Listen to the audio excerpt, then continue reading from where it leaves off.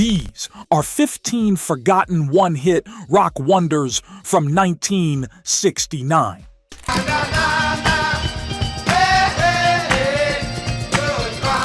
a letter, Maria. Address it to my wife. Baby, it's you. Number 15, Thunderclap Newman, Something in the Air. Very beautiful song coming up in the background. This is from Thunderclap Newman's new one called Something in the Air. A revolution in a bottle that fizzled overnight.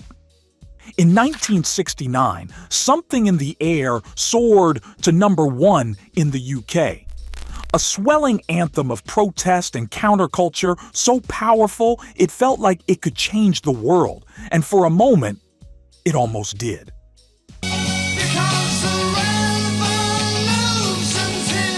Thunderclap Newman wasn't even a real band in the traditional sense. It was a studio creation, assembled by The Who's Pete Townshend to showcase 3 eccentric musicians, including a 16-year-old piano prodigy and a mailman on vocals.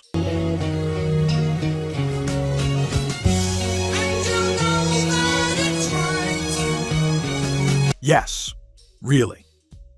The song's sweeping arrangement and lyrics like "Call Out the Instigators" made it the unofficial soundtrack of student revolts and anti-war rallies.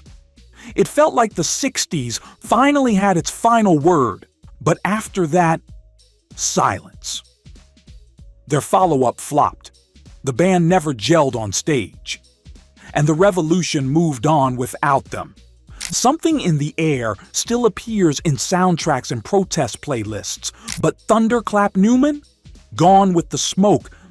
And while this protest anthem faded fast, the next one-hit wonder predicted a future that's still creeping us out today. Number 14, Zager and Evans, in the scariest sci-fi song ever, and it hit number 1 worldwide. In 1969, Zager and Evans dropped a haunting dystopian vision of humanity's downfall, and the world couldn't stop listening. In the year 2525 wasn't just catchy, it was chilling.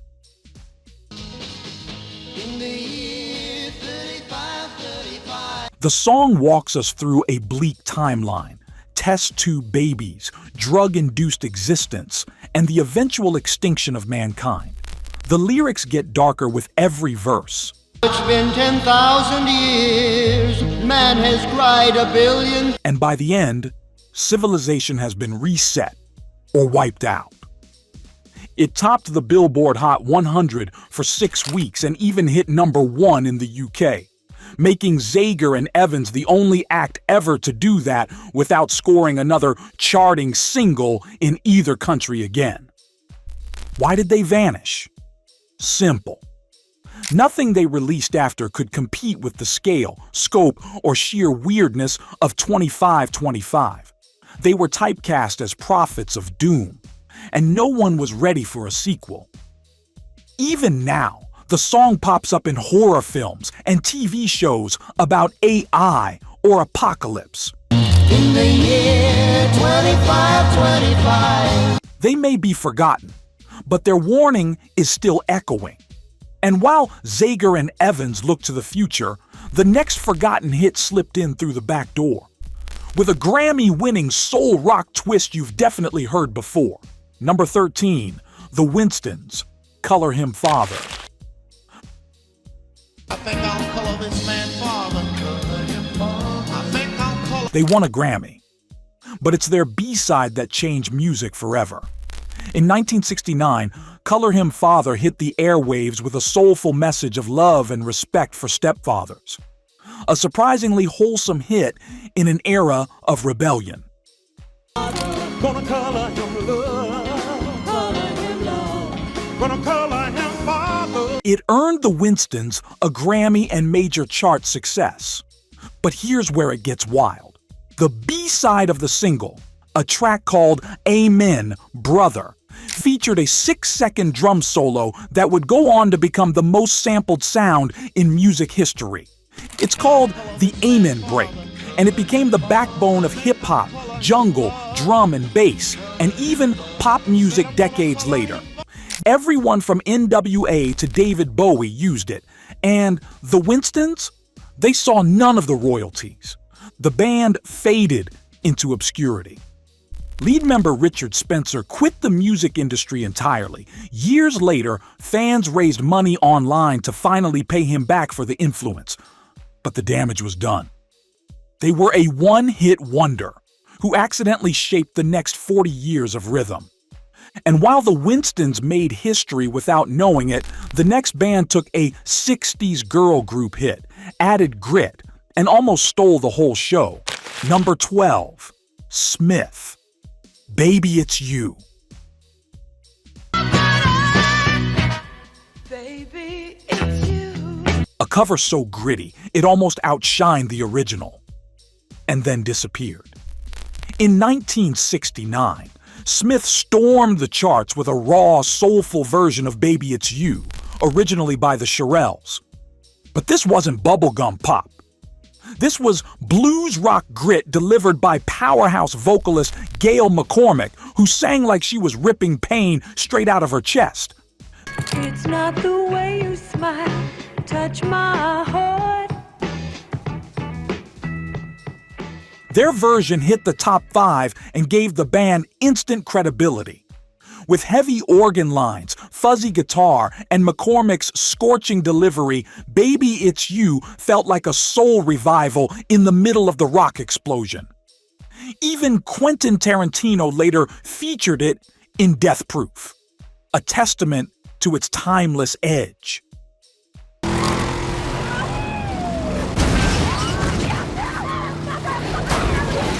But after that, nothing. A few low-charting singles, and silence.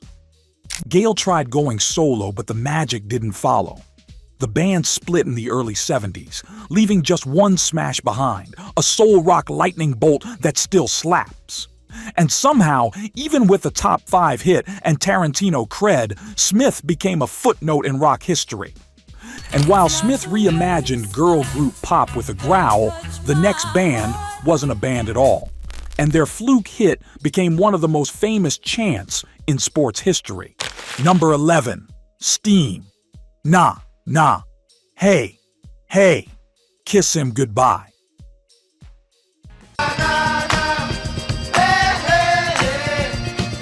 A joke B-side that turned into a stadium anthem. In 1969, a group of New York studio musicians slapped together a fake band and a throwaway song. Nah Nah Hey, Hey Kiss Him Goodbye was meant as a B-side filler, literally a joke. No one expected anything from it. And then it hit number 1. The chorus, Nah Nah Nah Nah, Hey Hey Hey, Goodbye, was catchy, spiteful, and irresistible. DJs started spinning it. Crowds started singing it. Soon it was echoing through arenas, stadiums, and political rallies. Steam had struck gold by accident, but here's the kicker.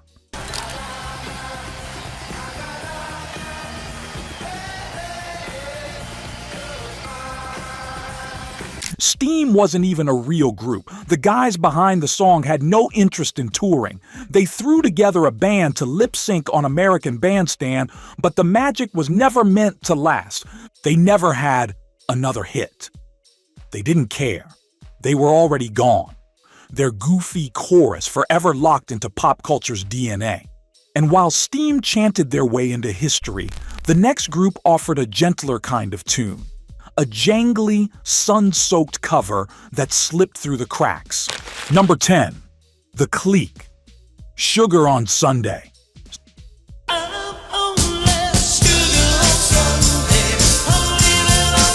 Sweet, melodic, and totally forgotten.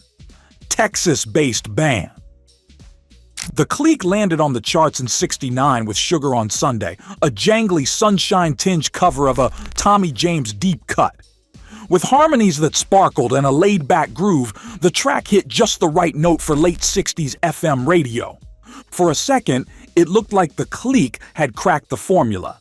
They even got TV slots and released a full album under the guiding hand of Gary Zeekley, a respected producer known for sunny pop rock magic, but after Sugar on Sunday they faded fast. A follow-up single fizzled, the full LP failed to chart, and the band, made of legit talent, quietly dissolved into session work, regional projects, and obscurity. Their one hit still makes the rounds on vintage radio, but the Clique never quite made the leap from promising to permanent. And if the Clique's sugar rush didn't last, the next band rode a similar wave, delivering soft rock sweetness in one perfect track, then vanishing with a smile. Number 9. The Flying Machine. Smile a Little Smile for Me.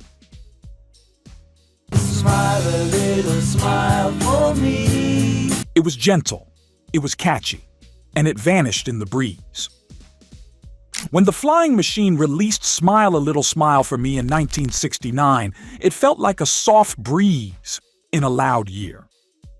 A gentle British-American pop tune with a sugary chorus and upbeat charm, it hit the top 5 on the Billboard charts and became an earworm for romantics and radio stations alike. The song's innocent lyrics about heartbreak and hope, wrapped in sunshine pop production, made it feel like a musical band-aid during a chaotic era. And for a moment, it worked. People loved it. But the band couldn't recreate the magic. Follow-up singles flopped. Their debut album barely registered. And The Flying Machine, like their namesake, came down fast. It didn't help that the band's sound, soft, smiley, and polished, got swallowed up by heavier rock trends that exploded right after. Within a year, the hippie idealism was gone, and so were they. Smile a Little Smile for Me still shows up on oldies playlists, but the band behind it became a ghost. And while The Flying Machine floated off into soft rock history, the next band flipped a folk classic into a fuzz-drenched anthem, then disappeared behind the feedback. Number 8. Frigid Pink, House of the Rising Sun.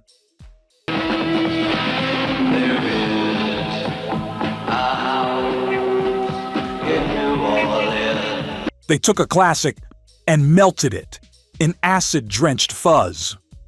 You've heard House of the Rising Sun before, but not like this. In 1969, Frigid Pink, a Detroit-based band with a love for distortion and psych blues, dropped a version so heavy it felt like the song had been dragged through molten lava. Built on screaming fuzz guitar and pounding drums, their rendition hit number 7 on the Billboard charts and became a global hit, even topping charts in Europe. It was loud, wild, and completely unexpected. But Frigid Pink couldn't keep it up. Their original material never matched the fire of their cover, and within a couple years, the lineup fell apart.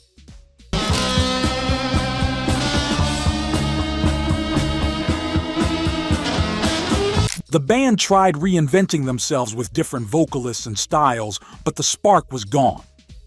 Still, that one track stands tall. A perfect example of a band catching lightning in a bottle with the right song at the right time, then vanishing just as fast.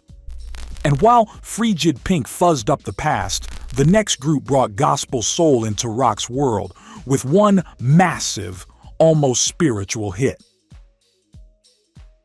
Number 7. Pacific Gas and Electric, Are You Ready?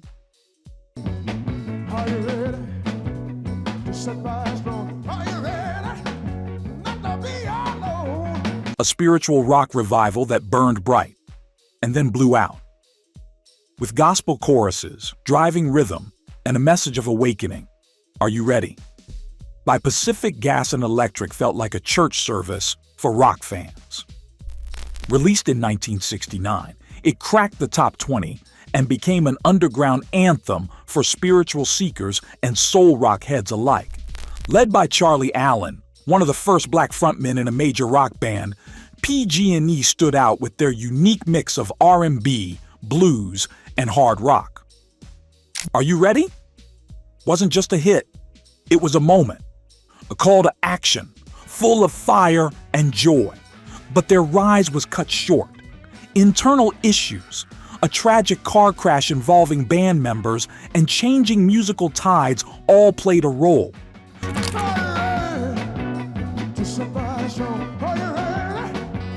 By the early 70s, they were gone from the charts and from the conversation. Still, that one song echoes. It's been sampled, covered, and resurrected in soundtracks and commercials. PG&E may have faded, but are you ready? Still plays like a time capsule of electric spiritual rock. And if PG&E asked if you were ready, the next band asked if you were even paying attention, with a psychedelic rocker full of mystery and swagger. Number 6. The Illusion.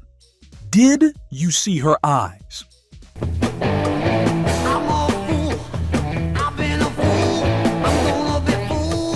Psychedelic swagger with East Coast grit and one shot at glory. Did you see her eyes sounded like a band on the verge of something big, with a wall of fuzzy guitars, a punchy bass line, and a hypnotic vocal hook. The Illusion stormed out of Long Island and landed their one and only top 40 hit in 1969. The track had just enough acid rock attitude to catch the ears of FM DJs, but it was clean enough for AM radio to spin it too. A rare balance. Critics compared them to Vanilla Fudge and the Rascals, but The Illusion had their own flavor, tight, melodic, and raw in all the right ways. They released 3 albums in just over 2 years. None of them stuck. By 1971, internal conflicts and changing musical tastes had pulled the band apart. They went from being New York's next big thing to a cult trivia answer, fast. Today, Did You See Her Eyes remains a minor classic for vinyl diggers and garage rock nerds. And while The Illusion faded into psych rock obscurity, the next act took doo-wop roots, added a dramatic twist, and hit heartbreak gold. Number 5. Brooklyn Bridge. Worst that could happen. But it's the worst that could happen. Doo-wop drama meets orchestral heartbreak, then vanishes. Fronted by former Crest's vocalist Johnny Maestro, Brooklyn Bridge hit a raw emotional nerve with Worst That Could Happen. The 1969 track was lush, theatrical, and devastating. About watching the one you love marry someone else. Backed by a full string section and Maestro's heart-wrenching vocal delivery, the song soared into the top 5 and gave the group its moment in the spotlight. But behind the scenes, things were far from golden. The band was a supergroup of sorts, blending doo-wop, rock, and baroque pop, but they struggled to find an identity in the hard-rocking 70s. Their follow-ups never cracked the charts.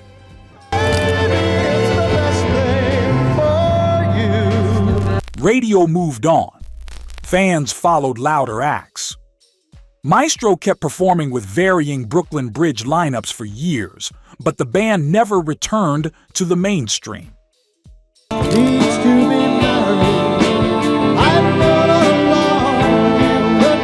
Still, when Worst That Could Happen plays, it hurts, in the best way. And while Brooklyn Bridge went full drama, the next band rode the wave of peace and love, only to dissolve just as quickly as they'd appeared. Number 4. The Peppermint Rainbow. Will You Be Staying After Sunday? Will you be staying after Sunday? A soft pop gem too sweet for the storm that followed. Will You Be Staying After Sunday was pure sunshine, harmonies, flutes, and gentle optimism wrapped in a breezy pop melody. Released in 1969, it peaked just outside the top 30 and made the Peppermint Rainbow a brief staple on easy listening radio. Hailing from Baltimore, the band had close ties to the production team behind the Mamas and the Papas, and it showed. Their sound was bright, innocent, and rooted in the pre-70s ideals of peace and love. Will you be staying after Sunday? But that era was ending, fast. As rock got heavier and more political, the band's soft touch felt out of place. Their second single stalled. A full album came and went with little fanfare, and just like that, they were gone. But that one track? It still shows up in film soundtracks, nostalgic playlists, and late-night radio. A final echo of the flower power moment just before it all wilted. And while Peppermint Rainbow faded with the sun, the next band brewed up a little Moonshine, plugged in, and laid the groundwork for a much bigger hit to come. Number 3. The five-man electrical band, Moonshine, Friend of Mine.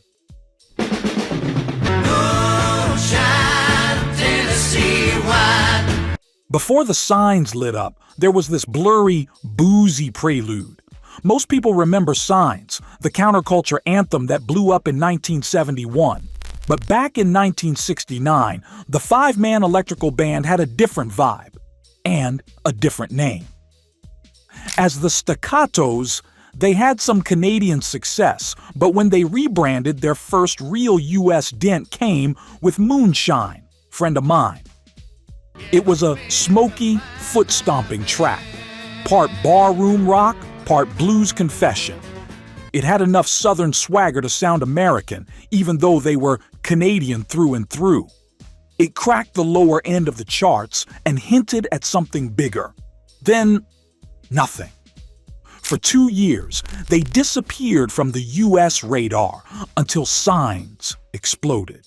But Moonshine, Friend of Mine, it became the weird older brother, a groovy, mostly forgotten introduction to a band that would later leave a deeper mark. And while Five Man's first taste of success came with Moonshine, the next band took Tex-Mex twang and turned it into one of the catchiest rock tracks of the year. Number 2. The Sir Douglas Quintet, Mendescino.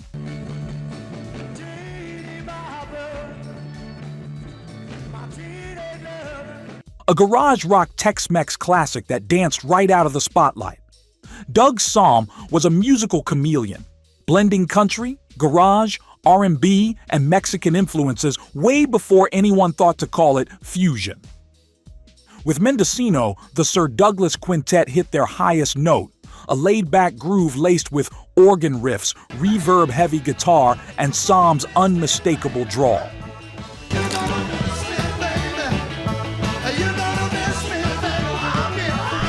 Released in early 1969, Mendescino cracked the US top 40 and dominated in Europe. It sounded like a road trip, a backyard party, and a heartbreak all rolled into one. The band had a cult following, sure, and Sam was always respected among fellow musicians. But despite the success of Mendescino, the mainstream spotlight moved on. The band never returned to the top 40.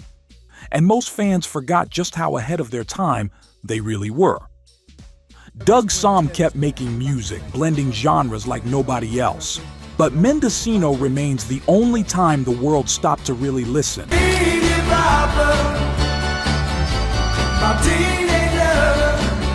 And while Sir Douglas danced through Texas and Spain, the next and final band on our list left behind a track so raw and nasty, even Black Sabbath couldn't resist stealing it. Number 1. Crow. Evil Woman, Don't Play Your Games With Me.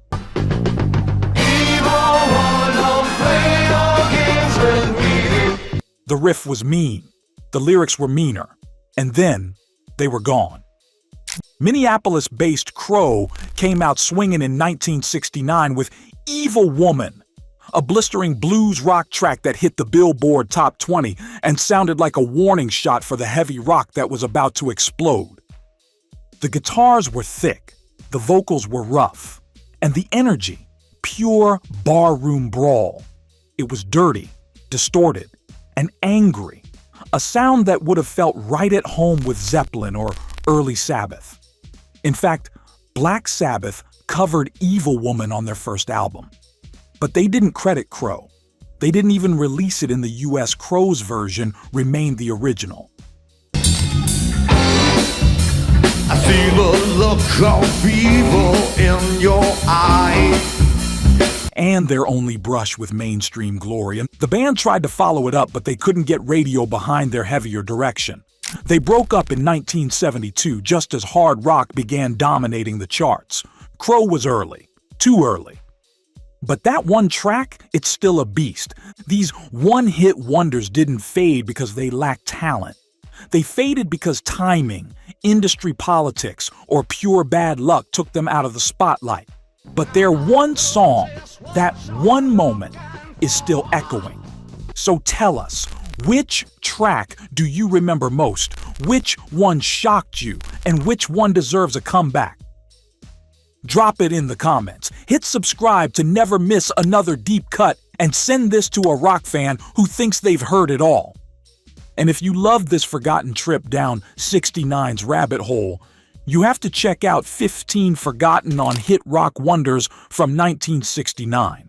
Click the video on screen and get ready for the tracks that were too dangerous for the airwaves. See you there. Rock on!